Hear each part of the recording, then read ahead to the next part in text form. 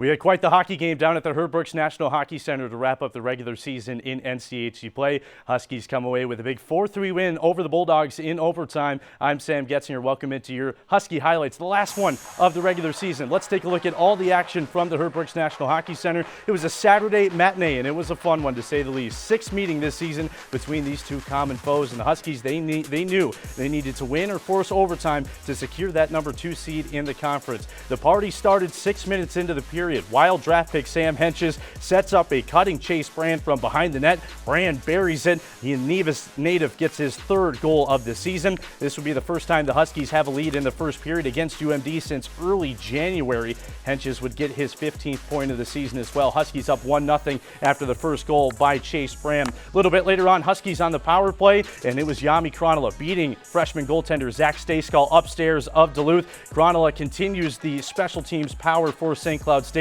He gets his 9th goal of the season. That puts him tied second most on the team. Huskies were up 2-0 in the first period after that power play goal, but as time was about to expire in the period, Vietti Miettinen gets the monkey off of his back and tallies his first goal in quite some time, and it was nice to see the Flying Finns back to their flying ways and getting some scores up on the board. Huskies would take a 3-goal lead into the second period. In the second, it was a strong opening 9 minutes for UMD, but it stayed scoreless for the first 9 minutes. Big thanks to David Rennick, but this one got away from him a little bit. Kobe Roth continued the trend, getting pucks on net, and it was Jackson Cates there to clean up the mess. He gets the gift on the back door. That would be his first goal of the game for Jackson Cates. 3-1 in favor of St. Cloud State. But a little bit later on in that second frame, UMD controlling the zone, and there was really no chance for David Rennick on this one. The junior from Stillwater, Jackson Cates, tallies his 10th of the season. It would be his 2nd of the game as well, and UMD came back and scared the Huskies in that second period. They would take a 1-goal deficit into the 3rd and final frame of regulation down at the Herb Brooks National Hockey Center.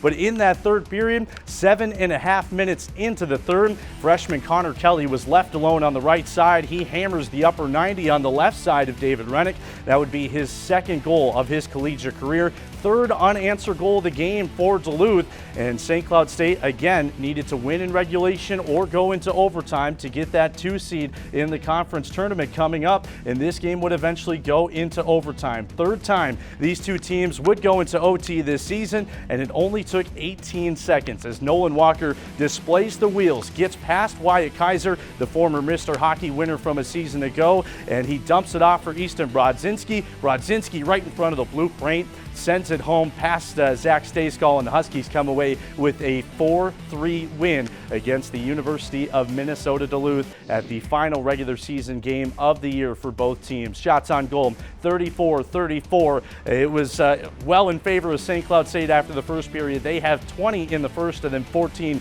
sprinkled throughout the rest of the game. UMD did a great job in the second to kind of climb their way back up in that tally as well. Both goaltenders were phenomenal. Stayskull with 30 saves, Rennick with 31.